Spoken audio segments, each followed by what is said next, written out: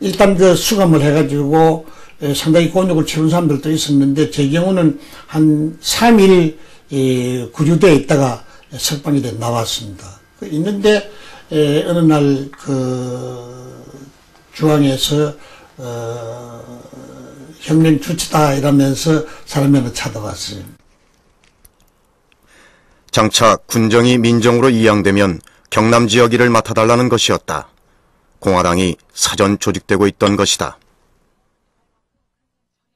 혁명정부가 하는 데 대해서 별로 호응해서 일했으면 싶은 생각이 없다는 핑계로 하고 거절을 했는데 그분이 하여튼 제가 거절을 했는데도 불구하고 뭐 매일 한 번씩 찾아오더라. 그래가지고 아마 한 달 가까이 나중에 정이 들어가지고 뭐 점심도 같이 하게 되고 만나서 담소도 나누게 되고 그러면 그럴수록 이제 내게는 족쇄가 채워지고 이래가지고 한 달 만에 제가 부득이 경남 지부장이라는 걸 맡았습니다. 결국 이춘호는 군사정부에 참여한다.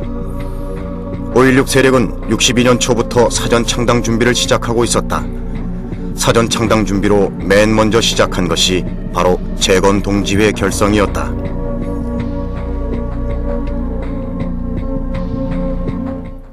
재건동지회의 주요 임무는 인재 발굴이었다.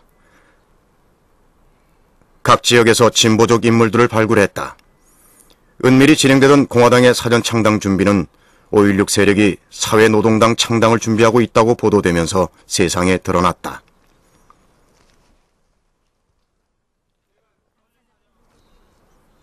공화당 창당 멤버였던 이춘호는 63년 고향 영도에서 압도적 지지를 얻으며 제6대 국회의원에 당선된다. 국회에 입성한 그는 곧바로 원내 부총무가 되고 5개월 후 박정희, 김종필에 이은 제3인자 자리인 공화당 사무총장 자리까지 오른다. 그의 나이 37이었다. 정치인이 된 지 1년도 안 돼 이춘호는 권력의 핵심에 진입했다. 하지만 그는 공화당에 맞지 않는 진보적 정치인이었다. 그의 진보적 성향은 원내 부총무 시절 노총위원장과의 대화를 통해 엿볼 수 있다. 그는 노동운동에 대해 노동운동이 정치성을 띠지 않을 수 없으며 당장이라도 정치에 대한 압력단체의 구실을 해야 한다는 노조의 정치 세력화를 주장했다.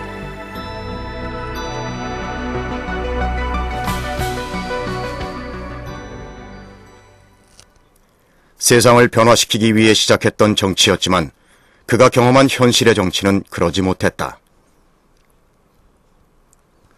권력투쟁과 장기 집권을 위한 삼선개헌의 현실 속에 그는 사무총장 자리에서도 물러나고 공화당에서도 제명당했다.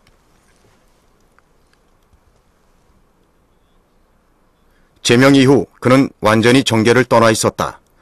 낚시로 세월을 보내던 그에게 71년 총선을 앞두고 복당 제의가 들어왔다.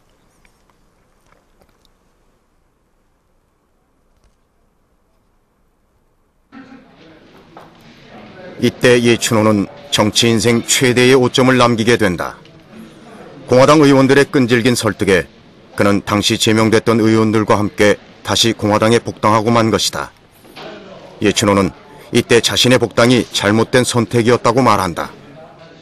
이제 저희들은 일단 여당에서 오라고 하니까 처음에는 상당히 망설이 있는데 무분별하게 간 게 좀 잘 못된 거예요, 사실은.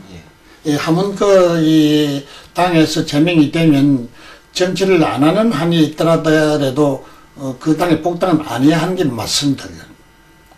여하간에 정치를 정당을 바꿔가면서 오래 한다 하는 것은 그만큼 자기 신념과는 뚱떨어진 입장에 처해지기 때문에 그랬는데 정부는 1972년 10월 27일 평화통일을 지향하는 헌법 개정안을 공고했습니다. 72년 10월 박정희 대통령은 유신을 선포한다. 삼선개헌에 만족하지 않고 영구 집권을 담보할 수 있는 유신 헌법을 공표한 것이다. 당시 복당에 대한 깊은 자괴심과 자책을 통감하고 있던 이춘호는 유신이 선포되자 유신 반대 운동에 나설 것을 결심하게 된다. 1년이 지나서 유신에 대한 저항이 시작됐다. 제야에서 시작한 헌법 개정 100만인 서명 운동이 유신 반대의 시작이었다.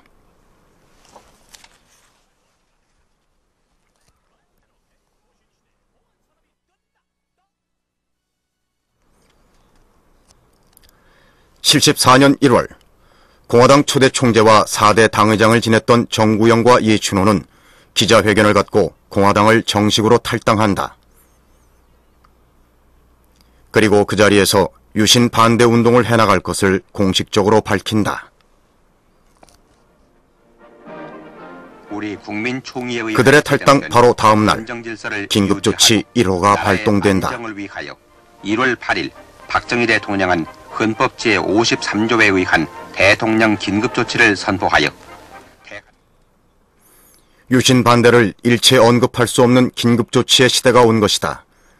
이춘호는 유신 헌법의 부당성을 더 이상 보고 있을 수 없었다. 그때 이미 정구영은 제야의 중심이었던 윤보선과 반독재 투쟁 활동을 하고 있었다. 이춘호는 정구영 측근에서 본격적으로 제야와 관계를 맺기 시작한다. 우선 그때 당시 이제 제야 활동을 하고 있던 교수들, 특히 이제 말씀을 드리면 이문영 선생, 문동환 선생, 한원상 선생, 이분들하고 접촉을 가졌습니다. 근데 그분들도 처음에는 이 정치인들이 제야 활동을 하는 데는 상당히 회의적이고 배타적인 이러한 입장을 보였습니다만은 자주 만나고 또 때에 따라서는 이제 행동을 같이 한 일도 있고 이러다가 보니까 차츰차츰 이제 이 동질적으로 이제 분위기들이 떼가지고 조그만한 일이나 큰 일이나 자주 이제 연락이 되게 되고 또 우리들은 그때 정기적으로 이제 일주일에 한 번꼴로 참 식사도 같이 하면서 돌아가는 세상 얘기도 나누고 우리 장래 투쟁하는 이 요령이나 또 방침에 대해서도 이제 의견 교환도 하고 이래가 팍 이렇게 가까이 되고 그래가지고 이제 제야 활동이 저희들에게는 이제 일상화되어 나가는 셈이죠.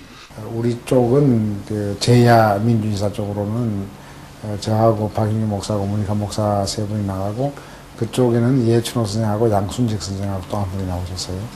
그때 나오셔서 그 세 분 중에 특별히 이춘호 선생의 말씀이 참 저희들을 감동케 했습니다. 뭐냐면은 이게 민주화 국민에 들어가야 되는데도 자기들은 겨울공화국에서 별로 민주화를 위해서 한 일 없이 아주 정말 어떤 의미에서는 비굴하게 침묵을 지키고 있었던 것에 대한 자기 뼈저린 자기 반성을 하면서 앞으로 민주화 세력, 제야 세력하고 함께 일하고 싶다는 이야기를 하셨어요. 그래서 우리는 물론 그분이 공화당 사무총장으로서 굉장히 한때 힘이 막강했다는 걸 알죠.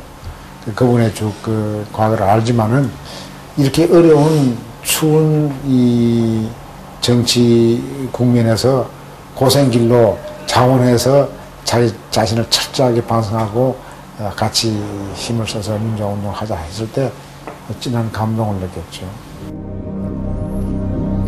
78년 무소속으로 당선된 이춘호는 더 원활한 제야 활동을 위해 신민당 입당을 선택한다.